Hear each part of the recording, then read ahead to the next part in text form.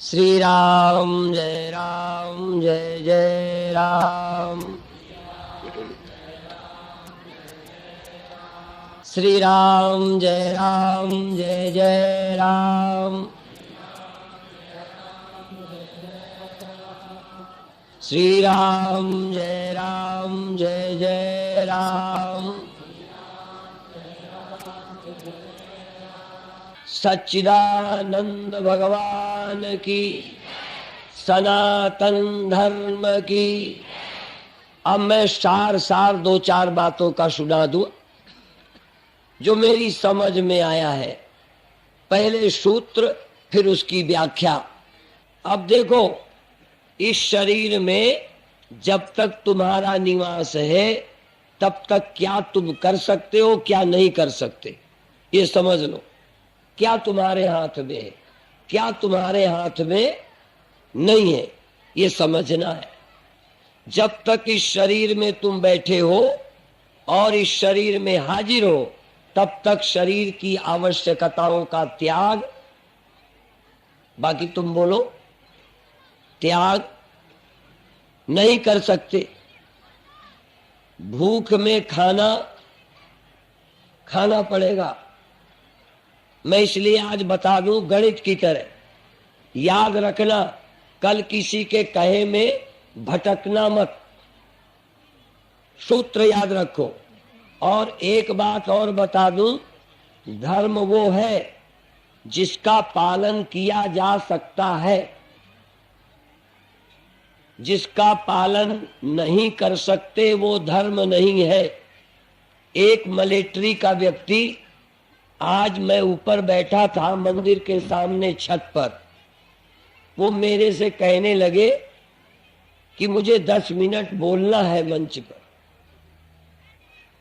मैंने ज्यादा जवाब नहीं दिया। हमारे पास एक संत बैठे थे, उन्होंने तपाक से पूछा, तुमने गुरु बनाया है? यद्यपि मुझे समझ नहीं आया कि ये क्यों पूछा, ये तो संत जाने। उन्होंने कहा नहीं, गुरु तो नहीं बनाया, बनाना है। फिर हमें ये भी लोभ लालच दिया कि आप ही को बनाएंगे। फिर बार बार चर्चा 4-5 दोहराई, 4-5 बार कि आपका हमने प्रवचन सुना है, हमें बहुत अच्छा लगा है, आप ही को गुरु बनाएंगे। पहले से जैसे कोई बूढ़े वादा कर देते हैं कि ये जायदाद तुम ही का देंगे, सो बुढ़ौनन के सेवा होत रहा, नहीं को पूछे। तो उन्होंने मुझे आश्वासन दिया। पर महत्व की बात है जो मैं बताना चाहता हूं, ये तो मैंने हंसी में बताई। गंभीर बात ये है, उन्होंने ये भी कहा कि मैं अभी सेना में हूं, कुछ 4-6 महीने में रिटायर होने वाला हूं। यदि मैं अभी गुरु बना लूंगा तो कभी यहां जाना, कभी वहां जाना, कभी कभी तो नहाने का भी टाइम नहीं रहता। दिन रात हमें ड्यूटियां लग जाती हैं। इसलिए जब रिटायर हो जाऊंगा तब मैं शिष्य बनूंगा, दीक्षा लूंगा और शायद झुकाव था कि साधु बन जाऊंगा। अब मैंने सोचा, उनको अभी नहीं कहा, पर मैंने क्या सोचा कि क्या ड्यूटी दीक्षा लेने में बाधा है? क्या हमारे राष्ट्र के दायित्व गुरु बनाने में रोकते हैं? क्या गुरु बनाने का यही अर्थ होता है कि हमको ड्यूटी छोड़नी पड़ेगी? या यदि देश की सीमा में डटे, मुझे नहाने का टाइम नहीं मिला तो दीक्षा नहीं लेनी चाहिए? अभिप्राय यह है कि दीक्षा कर्तव्य में बाधा नहीं डालती, सिर्फ उन कर्मों को दीक्षा रोकती है जो कर्तव्य कर्म नहीं है बल्कि अकर्तव्य कर्म। चोरी नहीं करना, डाका नहीं डालना, निर्दोषों की हत्या नहीं करना। कल तुम ये कहोगे हम सेना में हैं, हमको गोली चलानी पड़ती है तो दीक्षा कैसे लें? भगवान कृष्ण की दीक्षा लेने के बाद अर्जुन ने बाण की बरसाएं की थी, लेकिन कर्तव्य था। बिना मतलब नहीं। मैं तो ये कहता हूं, यदि सेना में भर्ती व्यक्ति को ठंडी में शक्तिहीन होते समय 2 घूंट शराब के लेकर देश की रक्षा करनी पड़ती है, तो हमारा धर्म उसे भी मना नहीं करेगा। भूल जाओ कि हम उन कर्मों को रोकते हैं जो आपको आवश्यक है। जिस समय आपको जो कर्म देश को, समाज को, परिवार को आवश्यक है, बेईमानी नहीं, चालाकी नहीं, 420 नहीं, परंतु वही काम भगवान कृष्ण करते हैं। पर कोई निजी स्वार्थ नहीं है। भगवान कृष्ण झूठ बोलते हैं, झूठ बोलवाते हैं, शस्त्र चलाते हैं, शस्त्र चलवाते हैं, धोखा देकर घेर कर मरवाते हैं। समझ में आया? और वही कृष्ण भगवान अर्जुन को दीक्षा देते हैं। जिसके गुरु इतने कुशल हो, उस चेले को बेवकूफ कैसे बनाया जाएगा? इसलिए दीक्षा लेने वालों का ये मतलब नहीं होता कि हम बच्चों को पालेंगे कैसे, स्कूल जाएंगे कैसे, पति की सेवा कैसे करेंगे, बच्चे को जन्म नहीं दे पाएंगे। क्यों? क्या एक दीक्षित मां पुत्रों को जन्म नहीं दे सकती? पुत्रों को दूध नहीं पिला सकती? पति की सेवा नहीं कर सकती? बूढ़े बाप की सेवा नहीं हो सकती? क्या इसे मोह कहते हैं? यही काम अज्ञानी स्वार्थी मोह से करते हैं, और यही काम ज्ञानी विवेकी निस्वार्थ और सेवा और राष्ट्र के अपने दायित्व को पूरा करते हैं। इसलिए संतों का उपदेश आपको किसी जीवन के कार्य में बाधा नहीं डालता। दूसरी बात और कहना चाहता हूं, एक संत से सांप ने दीक्षा ले ली। ले लेते, भाषण सुना होगा, अच्छा लगा, सांप ने भी दीक्षा ले ली। पर संत ने दीक्षा में कहा कि तुम काटा न करो, तुम जहर से किसी को मत मारो। अब उसने दीक्षा ले ली, क्रोध मत किया करो, ये संकल्प ले लिया। अब सांप ने क्रोध छोड़ दिया, काटना छोड़ दिया, आराम से गल्ला मंडी में घूम रहा था, आराम से घूम रहा था। आराम से घूमते देखकर कुछ शरारती लड़कों ने देखा तो दूर से पहले कंकड़ फेंका। जब कंकड़ फेंकने पर नहीं बोला तो लंबी लकड़ी से यूं किया। जब लंबी लकड़ी से नहीं बोला तो पूंछ पकड़ी और यूं पटका जैसे संधोया जाता है, और यूं खींचा, वो बेचारा छिल गया। किसी तरह से इधर उधर घूमता हुआ, चींटियों से कटवाता हुआ जान बचाता फिर, जैसे बहुत सालों बाद उरई में हम आए हैं। पहले यज्ञों में आए थे, बहुत साल नहीं आए, ऐसे ही वो 4-6 महीने महात्मा नहीं आए। जब वो आए तो चेला दर्शन करने आया। शाम कहला का गुरुजी, लोग तो संत के शिष्य होते ही उनका जीवन धन्य हो जाता है, सुखी हो जाते हैं, शांति मिल जाती है। मेरा तो जीवन और चौपट हो गया, मैं तो चेला बनते दुखी हो गया। कहने लगे बात क्या है? कहना आपने कहा था काटना मत, क्रोध मत करना, तो ऐसी हालत हुई है। कहें बुद्धू कहीं के, क्रोध करने को मना किया था, क्रोध दिखाने को मना नहीं किया था, और मैंने काटने को मना किया था, और यूं फुसकारने को मना। फुसकारना तो था, अपने आप डर जाते लोग। तो समझ गए, तो भैया काटना नहीं, क्रोध नहीं करना, पर क्रोध का, लोभ का, दबदबे का नाटक तो कम से कम करना, नहीं तो काम बनेगा नहीं। तो एक बात ये ध्यान रखने की है। अब मैं अपने विषय पर आता हूं। ये मानव शरीर मिला है, प्रैक्टिकल, आप अपनी बुद्धि से देखते जाओ। मेरे भाषण के लिए सबूत नहीं चाहिए अलग से। जो मैंने समझा है ग्रंथों के बल पर, उसको इतना सरल करके कहूंगा कि तुम्हारी समझ आता जाएगा। चाहे तुम पढ़े हो, नहीं पढ़े हो, किसान हो, कोई फर्क नहीं पड़ता। अब मैं बताता हूं, जब तक होश हवास में इस देह में रहते हो, तब तक इसकी जरूरतों का भान होता है, और भान होता है तो उसको पूर्ति करनी पड़ेगी। तुम बेहोश हो जाओ, नींद में हो जाओ, नशे में हो जाओ, तो शरीर की जरूरतें तुम नहीं पूरी करोगे, क्योंकि शरीर का भान ही ना होगा। भान ना होगा तो जरूरत का पता नहीं चलेगा, तो पूर्ति कैसे करोगे? इसलिए सोया हुआ आदमी, मरा हुआ, जिसका जीव निकल गया है, उसकी कोई आवश्यकता नहीं रहती। ये सबके लिए है। पहली बात, इस देह में जब तक जीव रहे इसकी आवश्यकताएं पूरी करना पाप नहीं है। शरीर की आवश्यकताएं, मन की नहीं कह रहा, शरीर की। लेकिन चाहे शरीर की आवश्यकताएं हो, चाहे मन की या आत्मा की, जीव की आवश्यकताएं हो, समझें जरा, आवश्यकताएं चाहे किसी की हो, होती मन में ही है। बिना मन के कोई आवश्यकता, मन जब सो जाता है तो जीव को भी अपनी कोई आवश्यकता का ख्याल नहीं रहता। ध्यान रखो, शरीर की आवश्यकताएं हैं, पर मालूम तब पड़ती है जब जीव इसमें हो।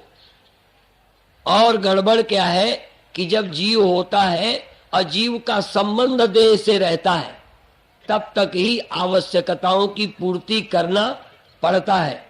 यदि जीव देह को छोड़ देवे अथवा जीव रहते हुए सो जावे, उतनी देर शरीर की जरूरतों का पता नहीं रहता और पूर्ति करना नहीं पड़ता। मरने पर भी, बेहोशी में भी, सोने में भी। अब कुछ जरूरतें जीव की है। जीव को चाहिए शांति, जीव को चाहिए मुक्ति, जीव को चाहिए अमरत्व। वो देह को नहीं चाहिए। देह अमर होना नहीं चाहता, पर भ्रम से जीव अमर होना चाहता है और बैठा है देह में। इसलिए देह को भी अमर करना चाह रहा है, क्योंकि बिना देह के वो रह सकता है, उसे ऐसा कोई होश ध्यान नहीं है। इसलिए वो शरीर में ही रहना चाहता है और अपने जीने के लिए शरीर को पकड़े रहना चाहता है। शरीर को बनाए रखने के पीछे जीने की इच्छा है, और यहां तक शरीर के साथ जीने की इच्छा रखते जीव यदि मर जाए, देह त्याग देवे, तो फिर जीने की इच्छा से गया था, इसलिए पुनः देह को पकड़ लेता है। और जब देह को पकड़ लेता है तो जो जो जरूरतें हैं फिर चिपट जाती है। फिर कपड़ा, फिर पति, फिर पत्नी, फिर पैसा, फिर दुकान, फिर फला, सब चीजों की जरूरत पड़ जाती है। देह न रहे तो कोई जरूरत नहीं, परंतु देह की जरूरत पहली है। जीव को देह की जरूरत मालूम पड़ रही है और चीजें बाद में। और देह की जरूरत के पीछे अज्ञान है, अविद्या है, नासमझी है, क्योंकि जीव को ये पता ही नहीं कि मैं नित्य हूं। जीव नित्य के ही कारण रोआ। जीव अपनी नित्यता को नहीं जानता, इसलिए अपने बचने के लिए तो जीव की कामना है मरूं नहीं, जीव की कामना है सुखी रहूं, जीव की कामना है शांत रहूं। उसकी कामना भूख नहीं है, उसकी कामना ठंडी नहीं है, ये शरीर की है। परंतु दूसरा प्रश्न भी है, जीव छोड़ दे तो शरीर को न ठंडी लगेगी न गर्मी लगेगी। गर्मी और सर्दी का प्रभाव तो पड़ेगा, ऐसा नहीं है कि नहीं पड़ता। यदि ठंडी हो, बहुत ठंडी हो, तो जीव निकल जाए तो भी शरीर सड़ेगा नहीं। इसीलिए बर्फ धर देते हैं, तेल में डुबो दिया जाए तो शरीर नहीं सड़ेगा। किसका शरीर रखा गया था? दशरथ का, मुझे नहीं पता। तेल में अचार जैसे रखते हो, आम का अचार रखते हो, तेल कम हो तो गल जाएगा, और आम चीर करके चाहे खड़ा तेल में डाल दो साल बाद निकालो, हरा हरा बिना गला अचार निकल आएगा, गलेगा ही नहीं। तो ये मुर्दा भी ठंडी में नहीं गलता, ज्यादा ठंडी हो जाए तो अलग, माने बर्फ इसीलिए रखी जाती है कि ये सड़ न जाए, बदबू न देने लग जाए। तो इसको ठंडी गर्मी का प्रभाव तो मुर्दे में भी पड़ता है, पेड़ में भी पड़ता है। पेड़ में पाला लग जाता है, लू लग जाती है, पानी की कमी से गड़बड़ हो जाता है। शरीर को सब चीजें चाहिए, यहां तक मुर्दा होने पर भी इस पर आग का प्रभाव पड़ता है। दुख नहीं होता क्योंकि जीव निकल गया है, पर आग में मुर्दा जलता है कि नहीं? बोलो। जीव के रहने के कारण आग नहीं जलाती, जीव के रहने के कारण पानी नहीं गलाता, जीव के रहने के कारण धूप का प्रभाव नहीं पड़ता, ऐसा नहीं है। पंच भौतिक इन चीजों का प्रभाव शरीर पर, मुर्दे पर भी पड़ता है, जड़ पेड़ पर भी पड़ता है। इसलिए चाहे तुम ज्ञानी हो, चाहे तुम योगी हो, शरीर पर भौतिक प्रभाव पड़ेगा। सिर्फ हमने सुना है कि अवतारों पर नहीं पड़ता, क्योंकि ये कहते उनका देह भौतिक नहीं होता।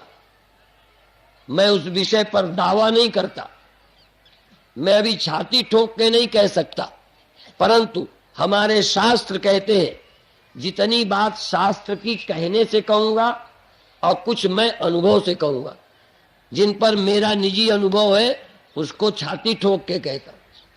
जो पढ़ी हुई बात है वो मैं अपनी छाती ठोक के नहीं अभी कहता, पर ये मैं कहता हूं कि मनुष्य के शरीर में ठंडी का, गर्मी का, भूख का, प्यास का प्रभाव पड़ता है। पेड़ को पानी न मिले तो पौधा सूख जाता है, इसीलिए सींचते हो। यदि उसको पानी चाहिए, हवा चाहिए, धूप चाहिए, कजेलियां बोते हो, ढक के रखते हो, पीली पीली हो जाती है। हवा न मिले, धूप न मिले तो फल नहीं आएगा। चाहे एक बार कजेलियां 3-4 महीने धरे रहना, फिर गेहूं की बालें निकल आएंगी, फिर खाने लायक गेहूं चने तैयार हो जाएंगे, हो जाएंगे। इसलिए शरीर पंचभौतिक है और पंचभूतों से ही ये चलता है। बिना पंचभूतों के देह चल बन जाने के बाद भी, ये बन गया तब भी पंचभूत चाहिए। रोज हवा, रोज पानी, रोज धूप, रोज रोटी दाल नहीं चाहिए ना। बाबा तो बिना पानी के रहते, बाबा तो बिना खाए रहते। इसी बात के तो गुरु है, नहीं फिर गुरु काहे के? इसी में तो तुम मूर्ख बन के गुरु बनाते हो। स्वामी जी खाते नहीं, खाए नहीं खाते। देह स्वामी है क्या? स्वामी भीतर रहते हैं, वो नहीं खाते, खाते हुए नहीं खाते। इसी देह की पूर्ति स्वामी कर रहे हैं। स्वामी सचमुच नहीं खाते, स्वामी सचमुच पानी नहीं पीते। पर स्वामी जी को एक और बात है, स्वामी मरने से डरते हैं, जीना चाहते हैं, शांति चाहते हैं, आनंद चाहते हैं। वो कहाँ मिलेगा? देह के रहते तो मिलेगा, पर देह से अमृत तो नहीं मिलेगा। अमृत तो आत्मा का स्वभाव है। इसलिए आत्मा की उपलब्धि से ही तुम्हारे जीवन की मांग पूरी होगी। दो बातें, जीव की मांग और शरीर की। जीव शरीर में बैठेगा, ड्राइवर की खुराक और कार की। यदि ड्राइवर कार में बैठा है, कार चलाता है, कार का इस्तेमाल करता है, तो कार में पेट्रोल नहीं डालना पड़ेगा। बोलो, डालना पड़ेगा। रात को चलाएगा तो लाइट की जरूरत नहीं पड़ेगी, पड़ेगी? हाँ पड़ेगी। अब देखो, कार में चलाएगा तो गियर, ब्रेक, पहिया, उसमें हवा, इसकी जरूरत पड़ेगी। अब ड्राइवर जब कार से उतर जाएगा, अब जरा दूसरा, तब ड्राइवर पेट्रोल डालेगा क्या?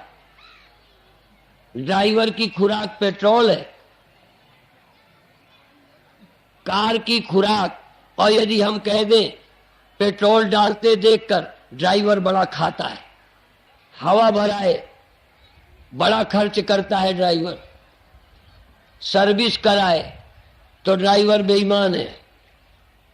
अरे भाई वो तो कराएगा, और फिर भी ये कहेंगे ड्राइवर ने पेट्रोल नहीं पिया कि पिया। पेट्रोल ड्राइवर ने नहीं पिया, हवा ड्राइवर के नहीं भरी गई, काहे में भरी गई? कार के पहियों में। नहीं समझ में आया? तो ऐसे ही कपड़ा इसे पहनाया गया, रोटी इसे दी गई, और आप ये नहीं हो, इसमें रहते तो हो।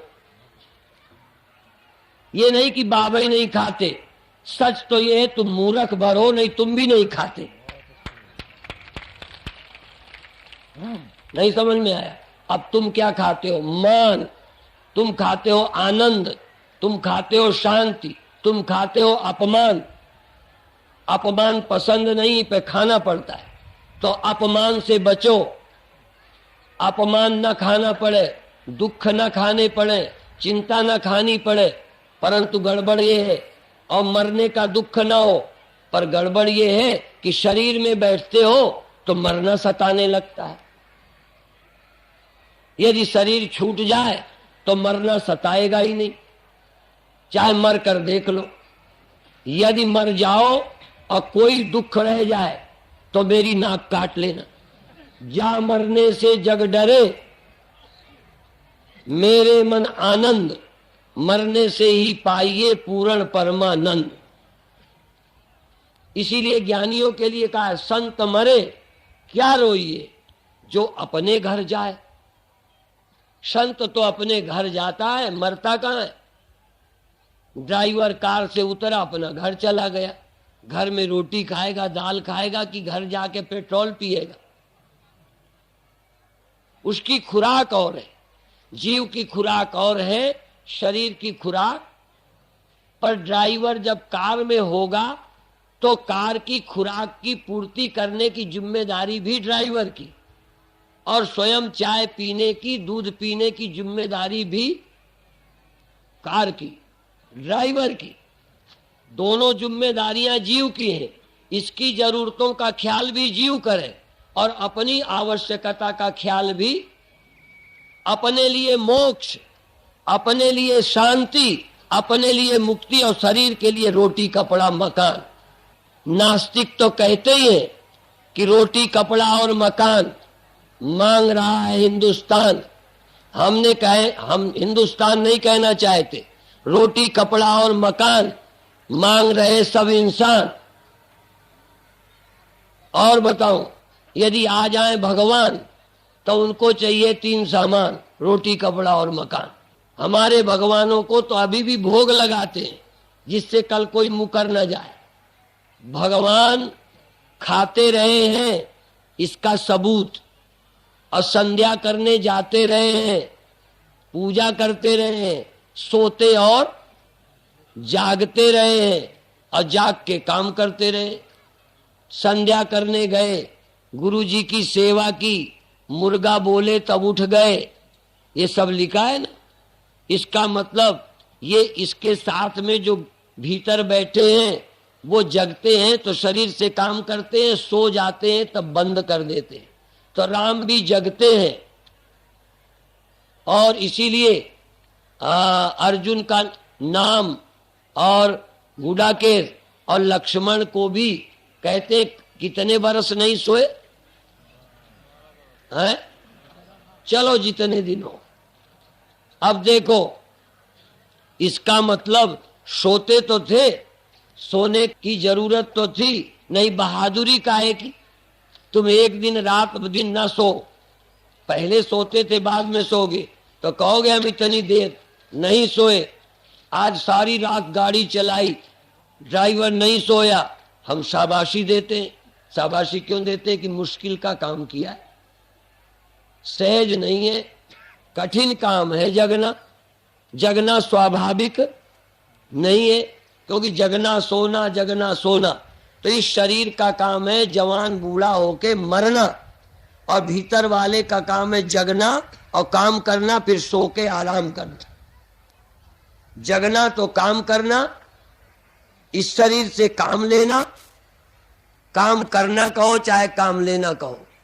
कार में बैठ करके ड्राइवर चलता है कि चलाता है? कार में बैठकर ड्राइवर कार को चलाता है कि खुद चलता है? और बिना चले सीट तक नहीं छोड़ता बेईमान, और इस शहर से उस शहर पहुंच जाता है। और सच बता दे, कार का पहिया भी जगह छोड़ के नहीं जाता, उसी जगह घूमता है ना, कहीं छोड़ के नहीं जाता, हार्न छोड़ के नहीं जाते, लाइट छोड़ के नहीं जाती। कार के कोई पुर्जे इधर के उधर, वहीं गियर वहीं ब्रेक सब लगे रहते हैं, और ड्राइवर वहीं जमा रहता है, और उरई की गाड़ी रात पहुंच जाती। और यही बात है, इस शरीर में तुम जमे बैठे रहते हो, जहां चाहो तहां पैर चलते पहुंच गए, और भीतर बैठा कहीं नहीं गया, चलता ही नहीं हो तो बैठा है। जब छोड़ेगा तब चलेगा, जब देह छोड़ेगा तब ड्राइवर चलेगा। इसलिए जीव जाएगा, अभी तो कहीं जाता ही नहीं, यही रहता है। जब से देह में आए कितने बार चले गए? बोलो, कई बार चले गए हो, फिर हम पकड़ को लाए थे तुम। बोलो ना, उस कार का ड्राइवर रोज बाहर चला जाता है, फिर कार में आता है। ये ड्राइवर इस कार का जिस दिन से बिठाया भगवान ने, यही रहता है, यही बैठे खाता है, यही बैठे सोता है। इसीलिए जब ड्राइवर खाता है और कार, इन दोनों का भेद समझ नहीं आता। वहां तो ड्राइवर बाहर जाके चाय आए पी आता है, यहाँ का ड्राइवर आनंद सुख चिंता यही बैठ के करता है। इसलिए कौन सा शरीर का धर्म है, कौन सा जीव का धर्म है, पता ही नहीं चल पाता। खिचड़ी हो गया काम। हमारे गुरुदेव कहते थे, कर दई सानी मानी, खोए दई जिंदगानी।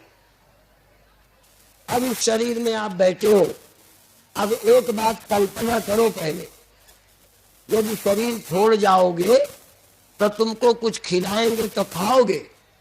है? नहीं खाओगे। क्यों? अब दूसरी बात बता दो, मान लो तुम स्वप्न में इस शरीर को तो छोड़ गए, स्वप्न में तुम्हारे पास शरीर है, तो वहां स्वप्न में खाते हो कि नहीं? हाँ, यदि ये देह ना भी हो, ख्याल का भी देह तुम्हारे पास है तो खाओगे। ख्याल का देह तुम्हारे पास है तो चोट लगेगी, ख्याल का शरीर है तो हानि लाभ होगी। पर ख्याल में भी शरीर न हो, शरीर न हो, ख्याल में भी शरीर न हो, तो कोई दुख नहीं होगा।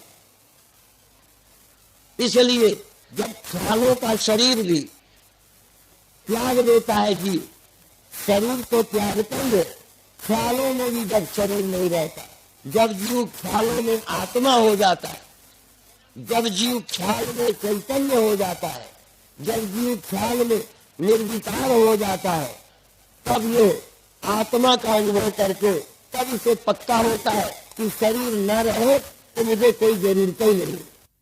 कई बार सम्मेलन वाले भी, हम जब एक बार इंदौर गए, हम व्यास गद्दी पर कह रहे हैं, इंदौर गए, एक सिंधी के घर ठहरे, हम बोलने लगे तो उन्होंने कहा हमारे घर ठहरे हो, आप ऐसा बोलते हो? तो हमने कहा हम और जगह ठहरे जाते, फुटपाथ में ठहर जाएंगे। कहने लगे कहीं छापा ना सरकार डलवाए दे। अरे हम ठहरे हैं तो क्या हो गया, हम क्या गलत बोलते?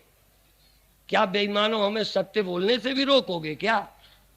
और यदि सत्य हमें नहीं बोलना तो हम बाबा काहे के हैं? क्या हम दुकान धरने के लिए बाबा हैं? दुकान धरना होता तो हम भी गल्ला मंडी के एक व्यापारी बन जाते।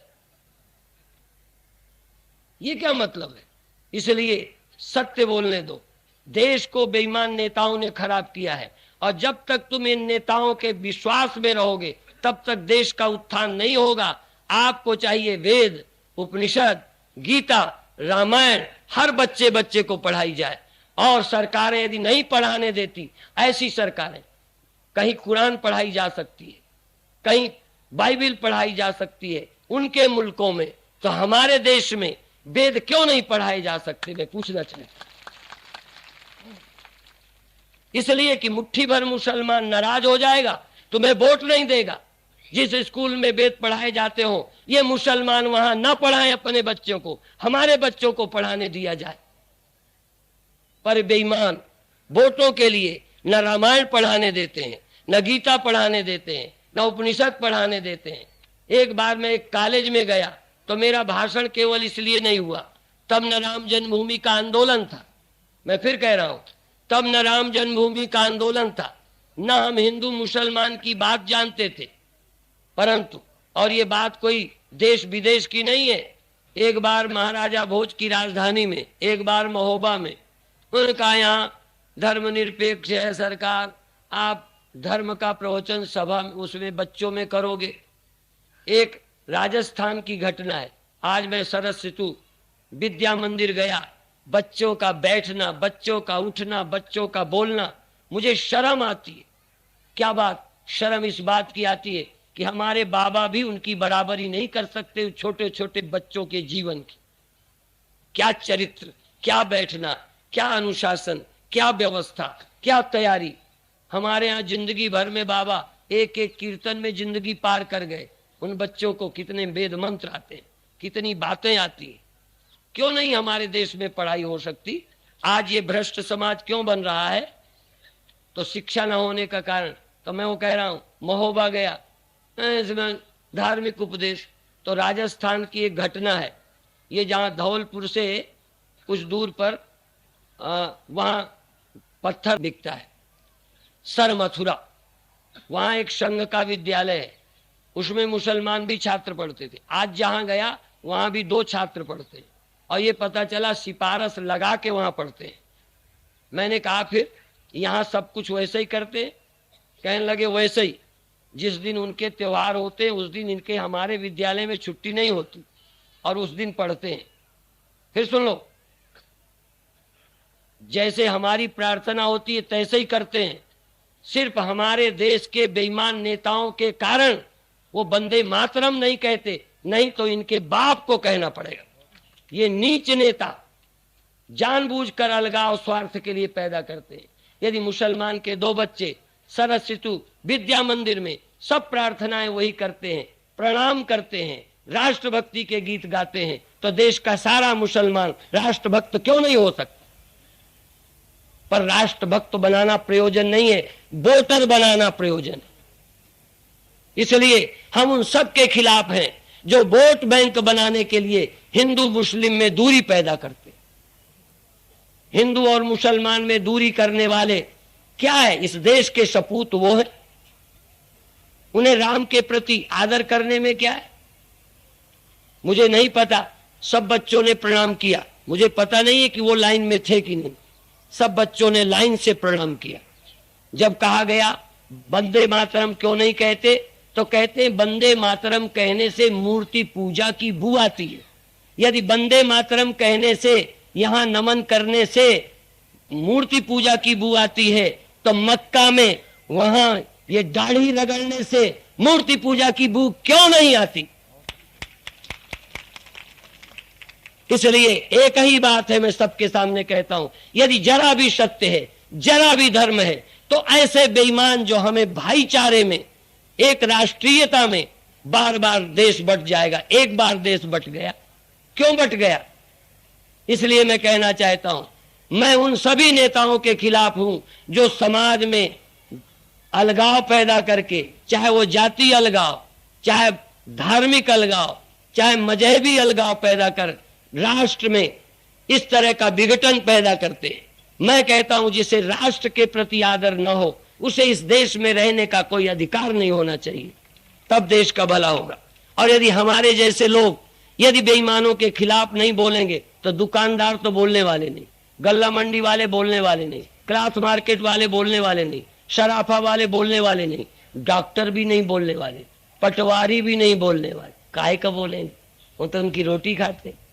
और मैं उन बेईमानों को भी कहना चाहता हूं, यदि सरस ऋतु शिशु मंदिर के बच्चे होनहार बन सकते हैं, योग्य बन सकते हैं, कम फीस ले, कम पढ़ाई का वेतन पाकर, कम वेतन पाकर यदि अच्छे बच्चों को तैयार कर सकते हैं, तो ये हरामी, बुरा नहीं माने, मैं नेताओं को नहीं कह रहा, अध्यापकों को कह रहा हूं, ये हरामी पूरा वेतन लेकर हमारे बच्चों को अच्छी शिक्षा क्यों नहीं दे सकते, पूछना चाहता हूं।